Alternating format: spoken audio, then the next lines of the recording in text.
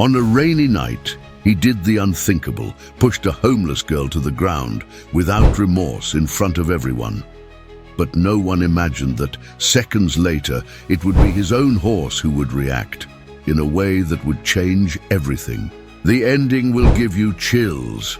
On a cold and rainy night in downtown Manhattan, while the elegant buzz of a charity gala overtook the city streets, the attentive eyes of the guests couldn't see what was happening beyond the red carpets. On the other side of the sidewalk, away from the lights, a homeless girl named Lily watched discreetly as luxury cars arrived and departed, hoping for a small gesture of humanity. This girl, accustomed to indifference and contempt, approached, in the hope of getting a coin, a glance, perhaps a piece of bread. But what she received was a harsh and dry push that threw her to the ground without anyone caring, coming precisely from someone who, in everyone's eyes, represented success and influence. Blake Thornton, a billionaire known for his arrogance and coldness. The incident would have gone unnoticed, like so many others, had it not been for the silent and attentive presence of Thornton's imposing horse, Midnight, a rare animal raised and trained to obey, shine in competitions, and reinforce its owner's image of power. At that moment, as everyone turned their gaze to the party, the horse neighed, stirred, and stared at the fallen girl with a strange restlessness, as if understanding that something unjust had occurred. The unusual reaction of the animal was ignored by its owner, but captured by the unpretentious lens of a passerby, who, from a distance, was recording the guest's exit without imagining that he would record much more than luxury and power. In the following hours, while the city was still asleep, the video began to circulate on social media, triggering unexpected reactions. It wasn't just the scene of the girl being pushed that shocked people, but mainly the behavior of the horse, which seemed to try to reach the fallen child before being restrained. Initially, Thornton's advisors tried to minimize the impact, suggesting that it was all just digital manipulation. But as the video gained strength and reached large audiences, people began to question not only the character of the rich man, but also the silent bond between him and his horse. Meanwhile, Lily disappeared. For days, no one knew her whereabouts, further increasing public interest in the story. Campaigns emerged on social media asking someone to find her. It was only a week later that she reappeared, now sheltered by an NGO called New Horizon that offered support to homeless children. Her version of events, although simple, carried a devastating truth. It had not been the first time she had been treated with contempt by people who passed by her as if she didn't exist. But no one had ever reacted like that horse. As the narrative took on national proportions, millionaire contracts began to be suspended, partnerships dissolved, and the billionaire's immaculate image rapidly crumbled. For him, it all seemed like media exaggeration until he began to notice disturbing signs. His horse, previously docile and disciplined, refused to train, eat, or even leave the stable. Several attempts to return to routine failed, and renowned veterinarians found no clinical explanation for the animal's behavior. Sarah Thompson, the director of New Horizon, was skeptical when she first heard about the viral video. Having dedicated her life to helping homeless youth in New York City, she had seen too many fleeting moments of public outrage that ultimately led nowhere. "This girl needs stability, not 15 minutes of fame," she told her staff when reporters began calling. But as days passed and Midnight's strange behavior continued making headlines, Sarah couldn't help but wonder if there might be something extraordinary happening. "I've never seen anything like it," confessed Dr. James Walker. The equine behavior specialist Thornton had brought in at great expense. Midnight shows all signs of depression, but it's as if he's deliberately refusing to cooperate, almost like a protest.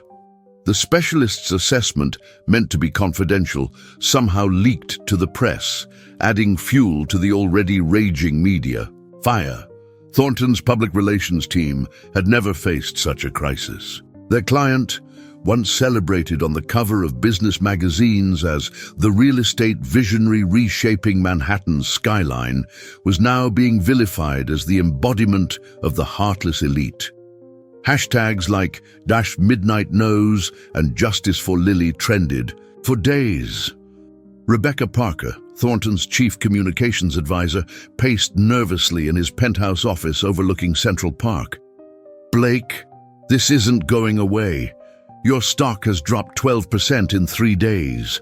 The mayor's office just called to say they're reconsidering the tax breaks for the Hudson Yards expansion, and the Hampton Horse Show has quietly removed your name from their platinum sponsor list." Thornton dismissed her concerns with a wave of his hand. "This is absurd.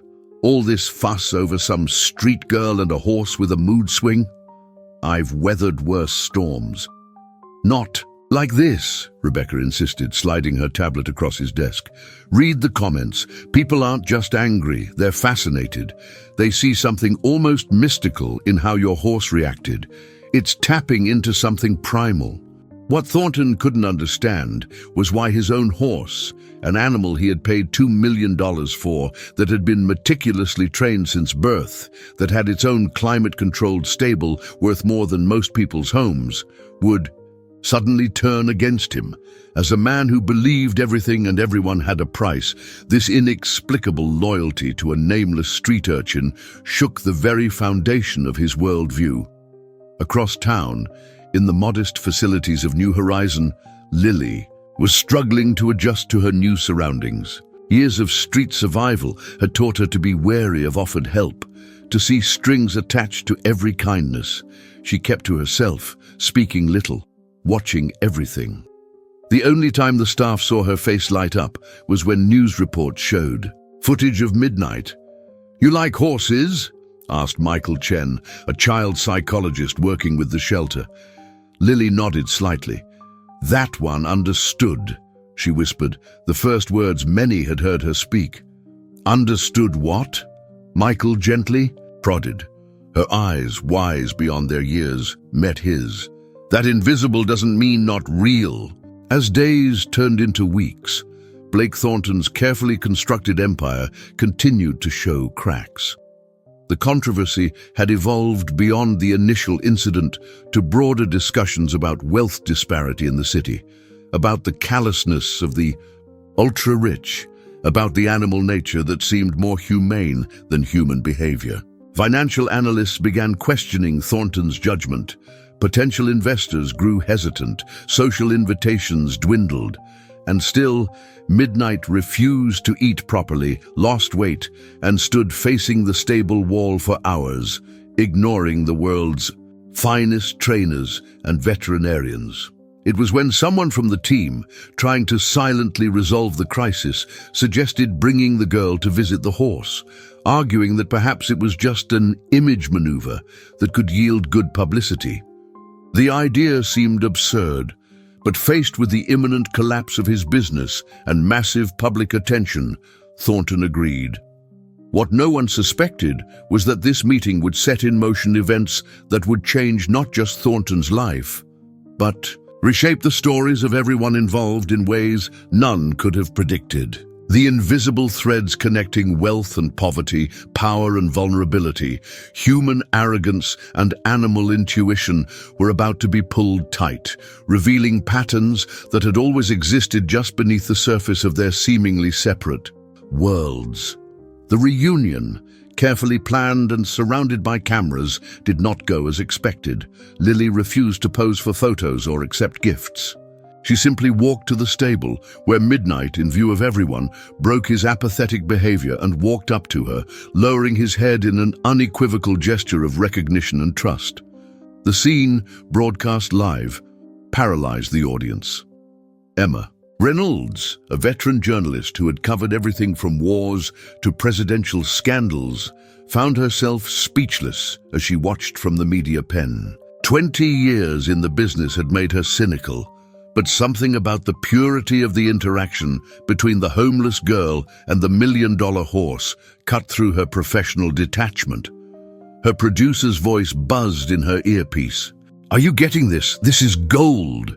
But Emma wasn't thinking about ratings or headlines anymore. She was witnessing something she couldn't quite name, something authentic in a world of carefully crafted appearances.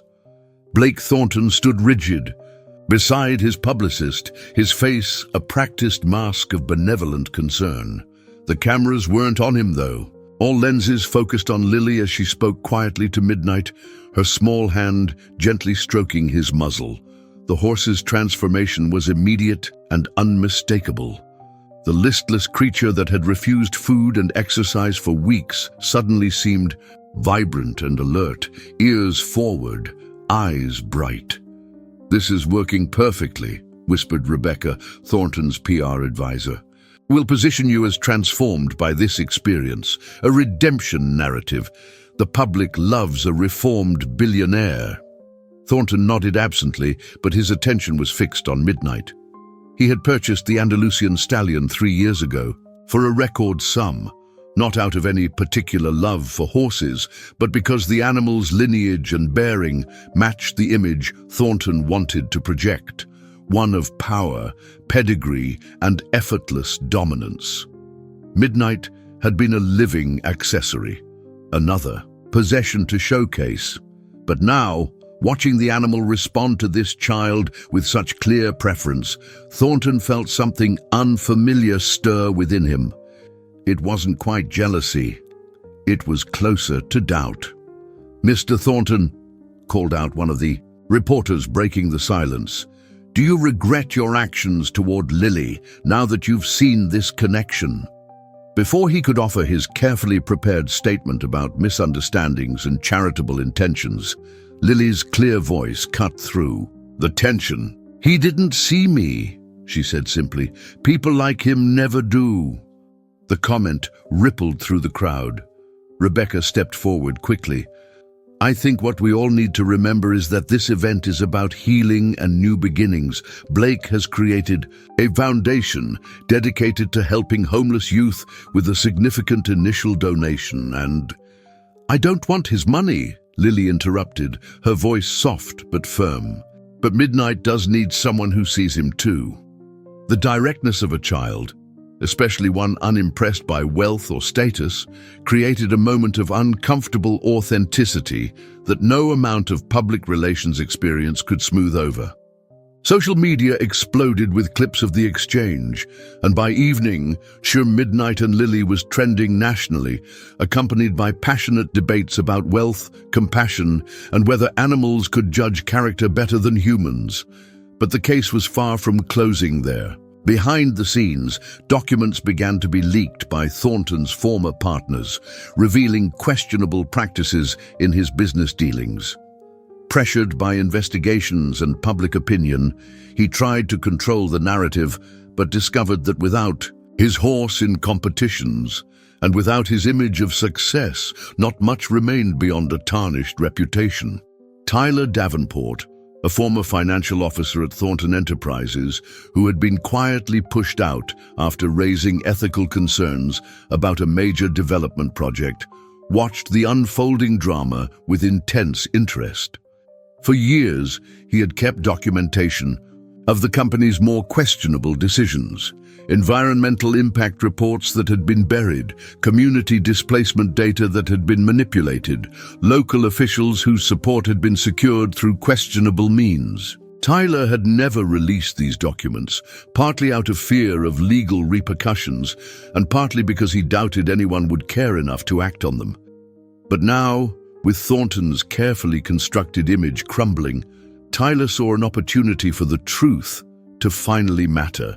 His anonymous email to several investigative journalists, including Emma Reynolds, contained enough verifiable information to launch serious inquiries into how Thornton had built his real estate empire.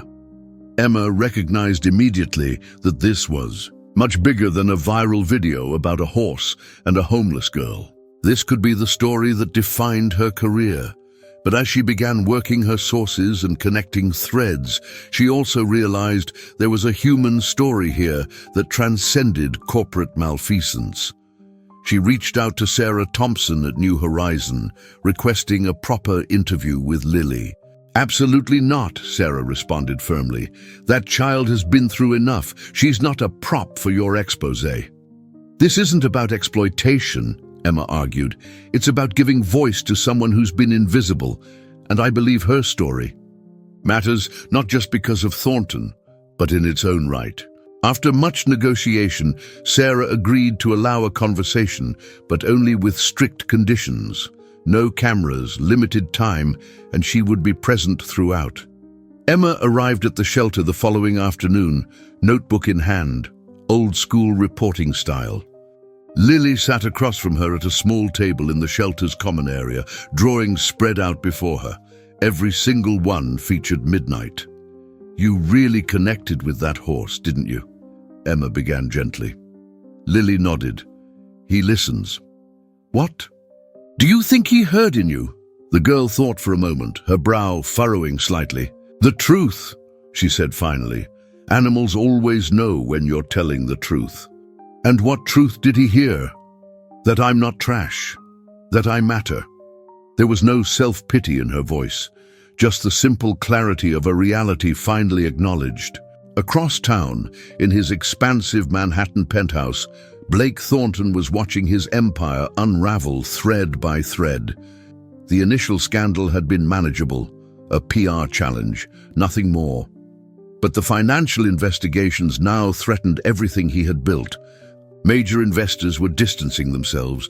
Board members were calling emergency meetings without him. The governor had publicly requested an ethics review of all state contracts with Thornton Enterprises.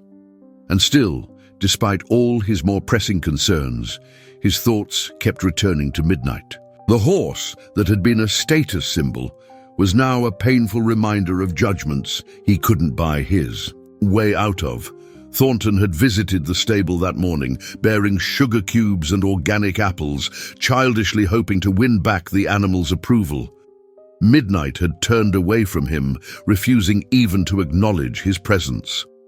Stupid beast, Thornton had muttered, humiliated even though no one else was present to witness the rejection. You're just a horse. What do you know? But walking away, he couldn't shake the feeling that perhaps Midnight knew something essential that he himself had forgotten somewhere along his climb to success. As she struggled to reverse the situation, Lily was invited to participate in social campaigns and began to be seen as a symbol of resilience. Thornton, now forced to deal with the personal and financial crisis, realized that all his attempts to manipulate the facts ran up against an uncomfortable truth. The connection between his horse and that girl was greater than himself. As new, sponsors turned their attention to social causes, and as media pressure forced Thornton to take a stand, it became increasingly evident that it wasn't just his fortune at stake, but the real chance to repair the damage caused, not only to the girl but to the very image he had built over the years. Sarah Thompson had never intended to thrust Lily into the spotlight. Her goal had always been to provide safe spaces for children to heal, not to create celebrities or symbols. But as invitations flooded in for Lily to speak at events, attend fundraisers, and even appear on morning talk shows, Sarah recognized that something larger than any individual was now in motion. We need to be careful, she told her staff. This child is not a weapon against Thornton or a mascot for our cause. She's a 10-year-old girl who has already lost too much of her childhood. Yet when the governor's wife personally called to invite Lily to the annual Children's Rights Gala as an honored guest, Sarah found herself considering possibilities she had never imagined. The right platform could bring attention to the thousands of other children like Lily, the ones who didn't have viral videos or sympathetic horses to make their plights visible. The night of the gala arrived, creating a bizarre full-circle moment. Once again, Lily would be present at a high society event, but this time she would walk through the front door as an invited guest, not hover outside hoping for scraps. Emma Reynolds covered the story, noting the poetic justice, but also questioning whether parading a child through another media circus truly served her best interests. Blake Thornton, not invited to an event he had once co-chaired, watched the live coverage from his home, a tumbler of expensive scotch in his hand. The sight of Lily, in a simple but elegant dress, holding hands with Sarah as camera flashes surrounded them, stirred conflicting emotions he couldn't quite identify. His phone rang, his lawyer calling with updates about the growing investigations, but for once, he let it go to voicemail. What would happen next would change not only the course of that story, but also the way the public would come to see the true value of each gesture, human or animal. The Children's Rights Gala was a stunning affair at the Metropolitan Museum of Art, with politicians, celebrities and philanthropists gathering under the pretense of caring about vulnerable children. Lily, dressed in a simple navy blue dress, chosen by the shelter staff, seemed small amid the grandeur. Yet there was something in her quiet dignity that drew attention more powerfully than any designer gown or diamond necklace could have. Governor Mitchell Harris approached her, cameras strategically positioned to capture his compassionate interaction with the now famous homeless girl. "Lily, I'm so pleased you could join us tonight. Your story has touched so many hearts." Lily looked at him directly, unintimidated by his position. "Will you help the other kids too? The ones without famous horses?" The governor's practiced smile faltered slightly before broadening. "Of course, that's why we're all here tonight." Sarah Thompson, hovering protectively nearby, felt a surge of pride at Lily's unvarnished honesty. This child, who had survived on scraps and slept in doorways, possessed a moral clarity that seemed to elude many of the powerful adults in the room. Emma Reynolds, covering the event for her network, moved through the crowd gathering quotes and observations. She overheard snippets of conversation that revealed the true nature of many attendees' interest in Lily's story. It wasn't about homeless children at all, but about Blake Thornton's dramatic fall from grace. The scandal had become the favorite topic of the city's elite, particularly among those who had once courted Thornton's favor and now enjoyed the spectacle of his downfall.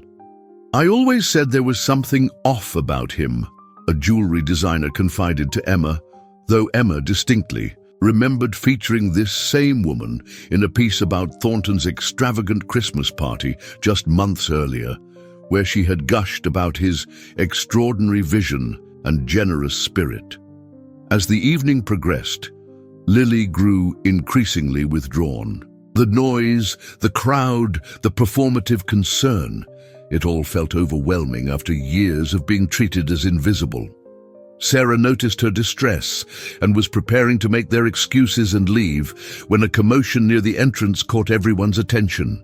Blake Thornton, uninvited but apparently undeterred, had arrived at the gala. Security hesitated to stop him. Despite his recent scandals, he still commanded the authority of extreme wealth. He moved through the suddenly hushed crowd, ignoring the whispers and stares, his focus entirely on reaching Lily. Sarah stepped forward, positioning herself between Thornton and the child. "This is inappropriate, Mr. Thornton. I'm going to have to ask you to leave." "I need to speak with her," he said, his voice lacking its usual commanding tone. "Please." Emma Reynolds pushed closer, sensing that a pivotal moment in this strange saga was unfolding. The assembled guests, many of whom had been denigrating Thornton behind his back moments earlier, now watched with undisguised fascination. Against Sarah's wishes, Lily stepped forward. "It's okay," she said quietly. "I'll talk to him." The resulting conversation, conducted in full view of New York's most influential citizens, would be recounted and analyzed for weeks afterward. Thornton, the man known for his ruthless business, tactics and intimidating presence, knelt down to meet Lily at eye level. "I need your help," he said, the words clearly costing him considerable pride. "Midnight won't eat. The veterinarians say he's giving up. They don't know why. But I think you might." Lily studied him with an unnerving perceptiveness. "He's sad. He sees what you don't. And what's that? That things matter more to you than people." The simplicity and accuracy of the assessment seemed to physically impact Thornton. He flinched slightly, then nodded. "You might be right, but I want to change that. Will you help, Midnight? Please?" The word "please" from Blake Thornton, a man who typically issued commands rather than requests, created a ripple of shock among those close enough to hear. Emma Reynolds scribbled furiously in her notebook, knowing she was witnessing something extraordinary. Sarah intervened. "Mr. Thornton, if you're sincere about wanting change, perhaps we should discuss this privately without turning Lily into a spectacle." Thornton agreed, and arrangements were made for Lily to visit Midnight again the following day, under conditions that prioritized the child's comfort and the horse's well-being over any publicity considerations. What no one at the gala could have anticipated was that this seemingly straightforward agreement would soon be complicated by revelations that would shake both Thornton's world and Lily's in profound and unexpected ways. The next morning, as Sarah was preparing to accompany Lily to Thornton's estate, she received a call that left her visibly shaken. After a long conversation, she sat down with Lily in the shelter's small counseling room. "There's something important I need to tell you before we go," she began gently. "It's about your family." Lily's expression didn't change. "I don't have a family. Everyone has a family, even if they're not together anymore," Sarah said. "The thing is, when you became famous because of the video, people started looking into your background, and someone recognized you." Lily's hands tensed in her lap, but she remained silent. "Your mother's name was Jessica Davis," Sarah continued carefully. "She passed away when you were very young, but you have relatives who have been looking for you for years. Your grandmother, Ellen Davis, saw you on television and contacted us through her lawyer." The girl's face remained impassive, a skill developed through years of hiding emotions that might make her vulnerable on the streets. "Is she going to take me away? She wants to meet you, but nothing will happen that you don't want to happen. I promise you that." What Sarah didn't share with Lily, not yet, was the most shocking element of the information she had received. Ellen Davis was not just any grandmother. She was the former wife of Richard Davis, who had founded the very real estate company that Blake Thornton had later acquired and transformed into his empire. The connections ran deeper than anyone could have imagined. While this revelation was being processed at the shelter, Blake Thornton was facing his own moment of truth at his estate in the Hamptons. The corporate investigations had uncovered irregularities that couldn't be explained away. His legal team was recommending settlements that would cost him millions. His board of directors was discussing the terms of his removal. The carefully constructed facade of success and invulnerability was crumbling in real time. And still, amid this professional apocalypse, his most pressing concern remained Midnight. The horses' condition had deteriorated further overnight, with the head veterinarian now suggesting that they might need to consider humane interventions if the animal continued to refuse nutrition. "Just keep him stable until the girl arrives," Thornton instructed, an edge of desperation in his voice. "She'll help him." Dr. Walker, the equine specialist, regarded him with a mixture of pity and frustration. "Mr. Thornton, with all due respect, we're talking about complex veterinary medicine, not some mystical connection between a horse and a homeless child. This magical thinking isn't helpful." "You haven't seen them together," Thornton insisted. "There's something there, something real." The doctor sighed. "Even if that's true, it's not a sustainable solution. The girl can't live in your stable, and horses form attachments to people who care for them consistently, not brief visitors." The implication hung in the air. If Midnight truly had formed a bond with Lily, perhaps the only ethical solution would be to allow them to remain connected, which would mean Thornton relinquishing control of his prized possession. As preparations continued for Lily's visit, Emma Reynolds received an anonymous email containing documents that added yet another layer to the unfolding story. They revealed that the original tract of land where New Horizons Shelter now stood had once been owned by Richard Davis's company and had been designated for affordable housing in his original plans. After Thornton acquired the company, those plans had been altered, with the land rezoned for luxury development. Only community protests had preserved a portion for the shelter, while the rest became high-end condominiums. The reporter sat back, connecting dots that formed an almost unbelievable pattern. The horse, the girl, the grandmother, the land, all threads in a tapestry of connections that no one had recognized until now. When Lily arrived at Thornton's estate that afternoon, accompanied by Sarah and, at Sarah's insistence, Emma Reynolds. As an independent observer, the atmosphere was tense with unspoken revelations. Thornton greeted them formally, the strain of recent events evident in his face. Without preamble, he led them to the stable where Midnight stood listlessly in his stall, his once gleaming coat dull, his proud head hanging low. "He won't eat for anyone," Thornton explained. "The vets have tried everything." Lily approached the stall quietly. The moment Midnight saw her, his ears pricked forward, and he moved toward her with more energy than he had shown in weeks. She reached up to stroke his muzzle, whispering words that no one else could hear. Sarah watched this interaction with tears in her eyes, recognizing something profound in the connection between girl and horse that transcended easy explanation. Emma took notes, but found herself equally moved by the scene, and Blake Thornton stood slightly apart, witnessing a form of communication that seemed to exist beyond his comprehension or control. After several minutes, Lily turned to the adults. "He needs to be free," she said simply. "Free how?" Thornton asked. "Not in a box, not just for showing. He needs to run and be with others like him." Dr. Walker, who had joined them, nodded slowly. "She's not wrong from a veterinary perspective. Andalusians are highly social animals. The competition circuit can be isolating." "So what are you suggesting?" Thornton demanded. "That I retire a champion horse in his prime?" Lily shrugged. "I'm just telling you what he needs."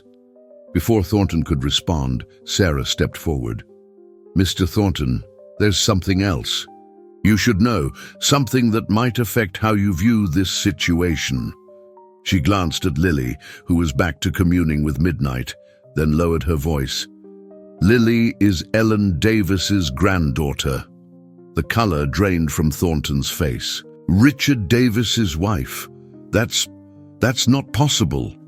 "It's been confirmed. Ellen recognized her from the news coverage and has provided documentation."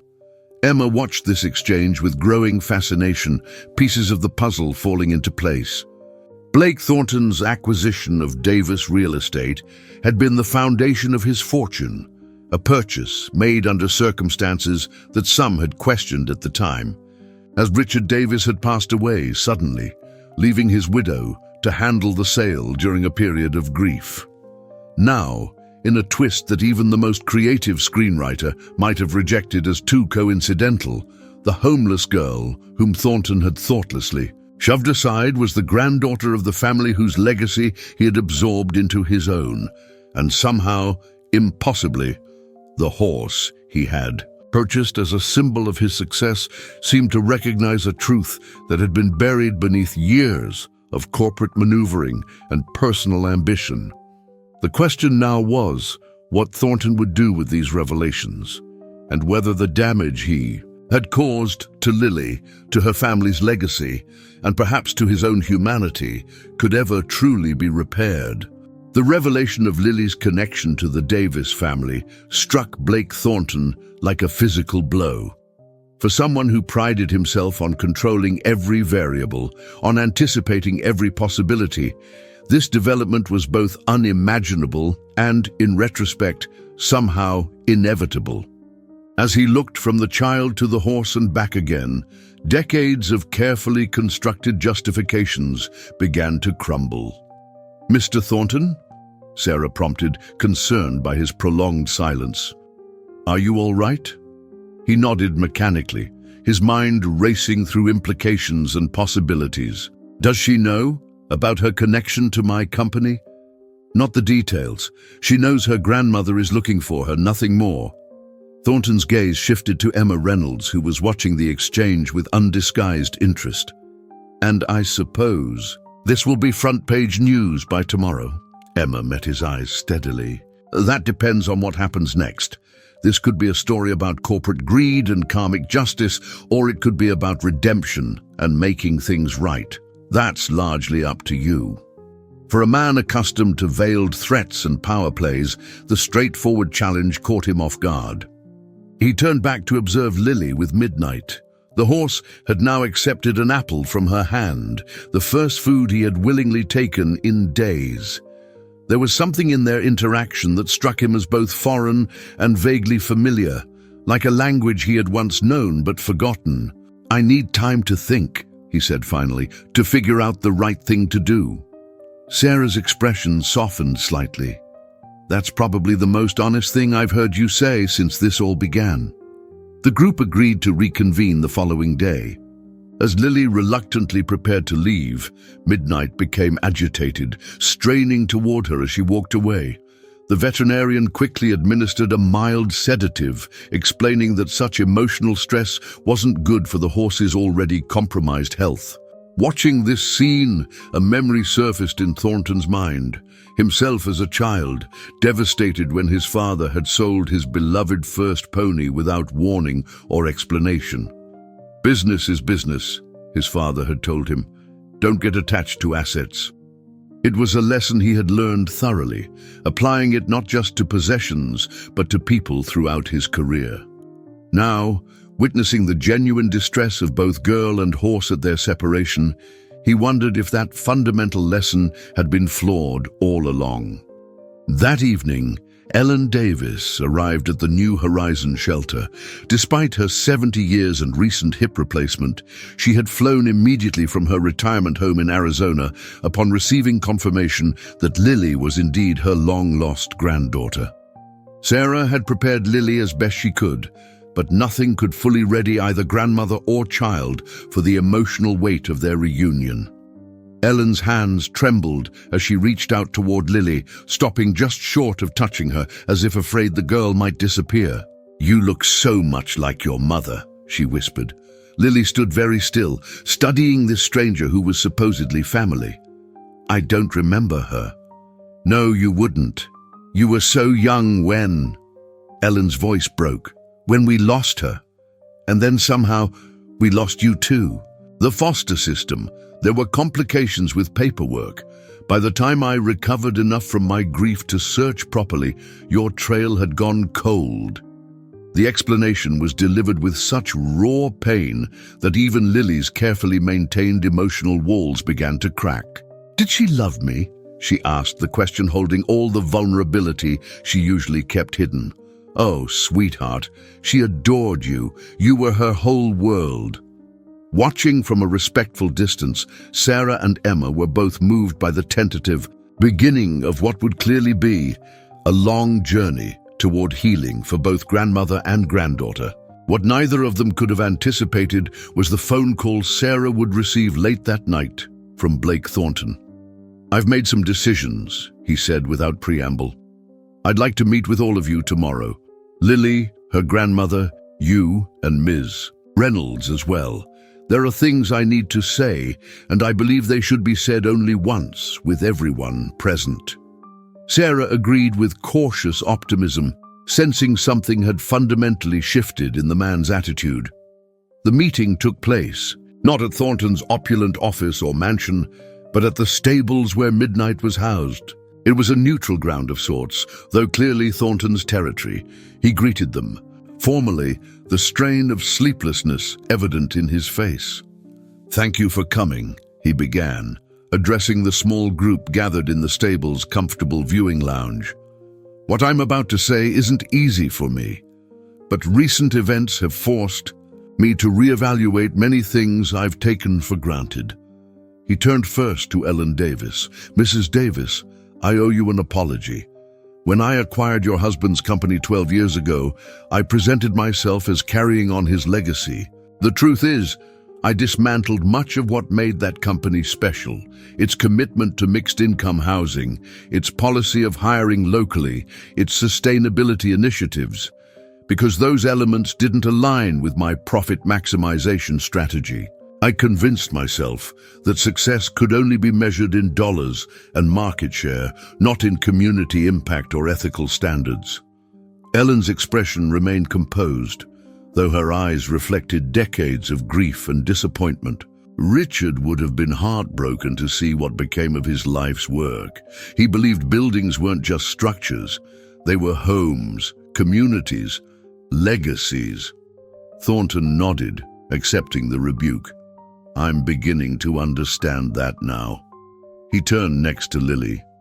And to you, I can't adequately apologize for my behavior that night at the gala. The truth is, I didn't see you because I've trained myself not to see people like you. It was easier to think of homelessness as a statistic, not as individuals, with stories and connections. Lily regarded him with that unnerving directness children often possess. Midnight saw me, she said simply. Yes, Thornton agreed softly. He did. And that's part of why we're here today. He took a deep breath. I've made several decisions that I want to share with all of you.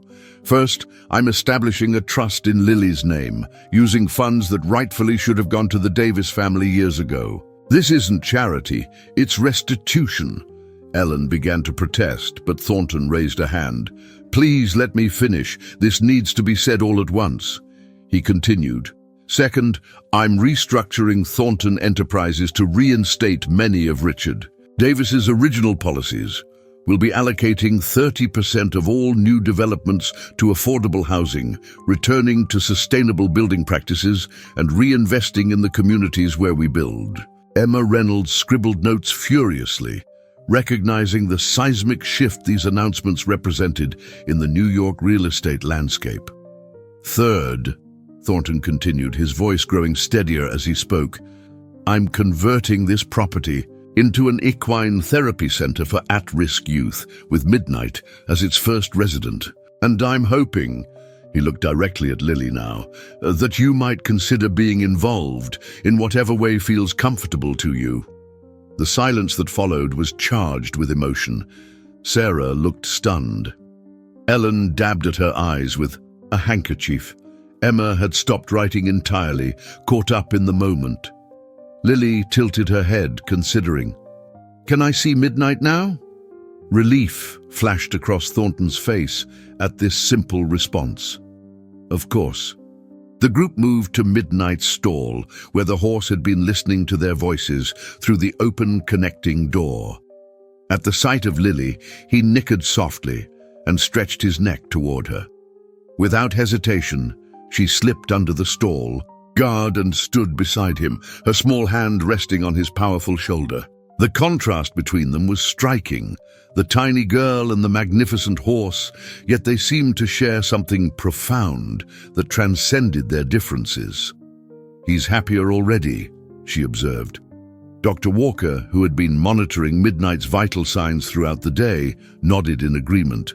His heart rate normalizes when you're near. It's quite remarkable.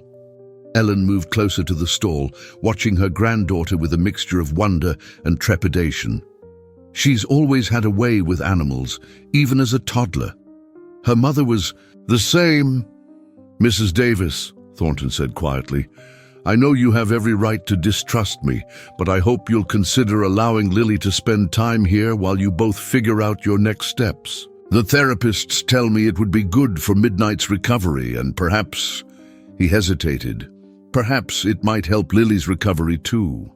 Ellen regarded him thoughtfully. Mr. Thornton, I've spent 12 years blaming you for dismantling my husband's dream. I'm not ready to trust you completely, but I do trust what I'm seeing between my granddaughter and this horse. If this arrangement truly benefits both of them, I won't stand in the way. In the weeks that followed, Emma Reynolds documented the extraordinary transformation of both Thornton Enterprises and its founder. Her series of articles titled The Midnight Effect chronicled not just the business restructuring and philanthropic initiatives, but the profound personal changes evident in a man once known primarily for his ruthless pursuit of profit. The Equine Therapy Center, officially named Midnight's Haven, opened 6 months later. The ceremony was intentionally small, focused on the children who would benefit rather than on generating publicity. Lily, now living with her grandmother in a comfortable home in Westchester County, attended as a special guest. No longer the withdrawn street child, she had begun to blossom under Ellen's loving care and regular therapy sessions, though she still maintained an air of quiet wisdom beyond her years. As Thornton prepared to cut the ribbon, he surprised everyone by handing the scissors to Lily instead. "This place exists because you reminded me what really matters," he told her, the cameras capturing a rare moment of genuine emotion from the formerly aloof businessman. Some lessons can only be taught by those brave enough to see the world as it should be, not just as it is. Midnight, now fully recovered and gleaming with health, stood nearby, seeming to watch the proceedings with intelligent interest. Several other rescued horses had joined him at the center, each with their own story of neglect or mistreatment, each now given a second chance to connect with children who understood what it meant to be overlooked. Sarah Thompson, appointed as the center's director in recognition of her expertise in child welfare, addressed the small gathering. "What we're celebrating today isn't just a new facility or program. It's the recognition that healing often happens in unexpected ways, through connections that can't be explained by traditional methods. Every child deserves to be seen, truly seen, for who they are and who they might become." Later that afternoon, as the guests departed and the staff began settling the horses for the evening, Thornton found himself alone in Midnight's stall, reflecting on the journey of the past year. The financial investigations had resulted in significant penalties, and his personal fortune had diminished considerably. The restructuring of his company had been painful, with many executives leaving in protest of the new direction. His social standing among certain circles had never recovered. Yet watching Lily lead a group of formerly homeless children in grooming techniques earlier that day, seeing their faces light up with purpose and connection, he had felt something that had eluded him throughout his years of accumulating wealth and power: genuine fulfillment. "He likes you better now," Lily said, suddenly appearing at the stall door. Thornton started, then smiled ruefully. "I'm not sure I deserve his approval, but I'm grateful for it nonetheless." She considered this with her characteristic thoughtfulness. "Midnight says everyone deserves a second chance, even billionaires." Thornton laughed, a real laugh without the calculation that had once characterized his every interaction. "Is that so? Well, who am I to argue with Midnight?" Lily approached Midnight, who lowered his head to her touch instinctively. "He knows when people change inside. That's why he stopped eating before. He was waiting." "Waiting for what?" "For you to remember who you were supposed to be." The simple profundity of her statement struck Thornton silent. From the mouths of children, he thought, recalling his own childhood dreams before ambition and his father's harsh lessons had reshaped him into someone unrecognizable even to himself. Ellen appeared in the doorway. "Lily, sweetheart, it's time to go home. You can visit Midnight again tomorrow." As grandmother and granddaughter prepared to leave, Ellen paused, extending her hand to Thornton. It was a small gesture but significant, the first voluntary physical contact she had initiated with him since learning of his role in her family's story. "Richard would be proud of this place," she said quietly. "It honors his memory in a way I never expected." That night, Emma Reynolds put the finishing touches on her final article in the series. She had documented corporate malfeasance, urban poverty, animal behavior, and human redemption with equal care. But as she reviewed her notes, she kept returning to something Lily had said during an informal conversation weeks earlier. "Why do you think Midnight responded to you that night?" Emma had asked. "Because we both knew what it felt like," Lily had replied. "To be valuable but not valued. To be seen but not understood." Emma included this quote as the closing line of her piece, knowing that of all the expert opinions and psychological analyses she had gathered, this simple insight from a child who had lived at society's margins contained the most profound truth. The story of Lily, Midnight, and Blake Thornton became more than just another viral sensation or cautionary tale of corporate ethics. It became a touchstone for discussions about wealth inequality, animal cognition, child welfare, and the possibility of genuine change even in systems and people often dismissed as beyond redemption. Thornton Enterprises, restructured and renamed Davis Thornton Community Developers, began winning awards for its innovative approaches to urban housing challenges. Blake Thornton, once featured in magazines for his wealth, now appeared in them advocating for policies he would have opposed only years earlier. And Midnight. He thrived in his new role, instinctively gentle with traumatized children, somehow understanding which ones needed quiet companionship and which needed the exhilaration of a supervised ride. Equine behaviorists came from around the country to study him, fascinated by his apparent ability to respond to human emotional states. Lily visited regularly, splitting her time between school, therapy, building a relationship with her grandmother, and her special bond with Midnight. The therapy center became a place of healing, not just for the children it served, but for all those whose lives had been unexpectedly intertwined by a chance encounter on a rainy night. And across America, people who had followed the story began looking more closely at the invisible people in their own communities, questioning their assumptions about success and value, and recognizing that sometimes the most profound wisdom comes from those society has taught us not to see.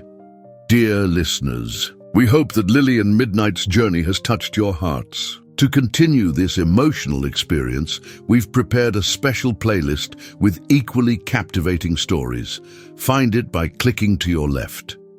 If you enjoyed this story, don't forget to subscribe to our channel and like the video. Every day we bring unique stories that explore life's complexities. Don't miss our upcoming content. We look forward to reading your thoughts in the comments.